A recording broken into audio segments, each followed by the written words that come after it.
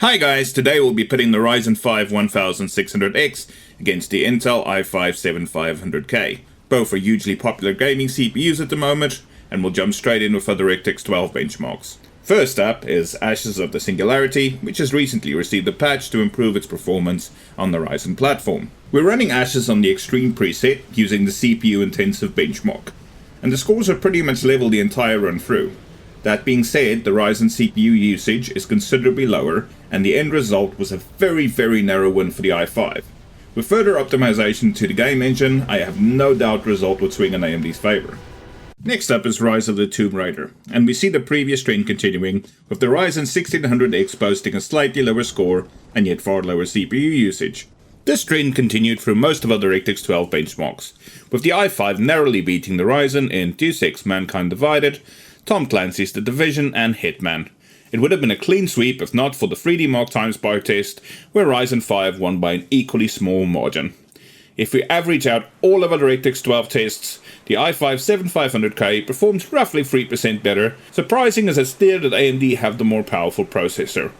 Now we're going to move on to our legacy tests, games using older APIs, starting with Metro Last Light Redux on ultra quality settings. Not breaking with the DirectX 12 result, we see the same pattern, with the i5 taking the win in Metro by a slender 2%, Bioshock Infinite and GTA 5 by a much more substantial 14 and 16% respectively, and Shadow of Mordor by 4%.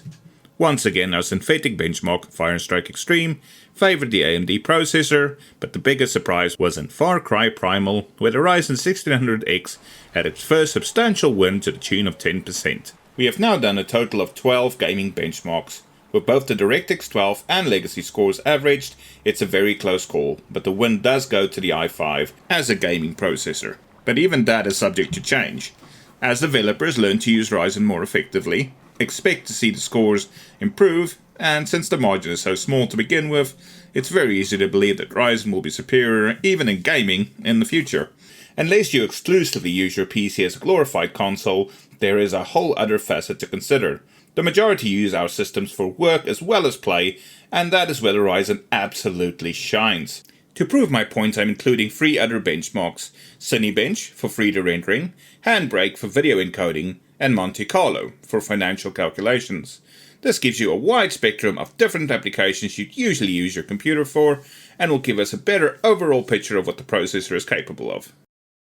It's very clear that the Ryzen dominates the i5 in this category, and with the Intel processor only having a very minor lead in gaming, the Ryzen is our pick for the best processor in this price bracket.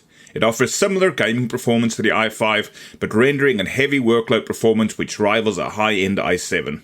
At the current asking price in the mid-200s, it's an absolute steal. Your winner today is the Ryzen 1600X.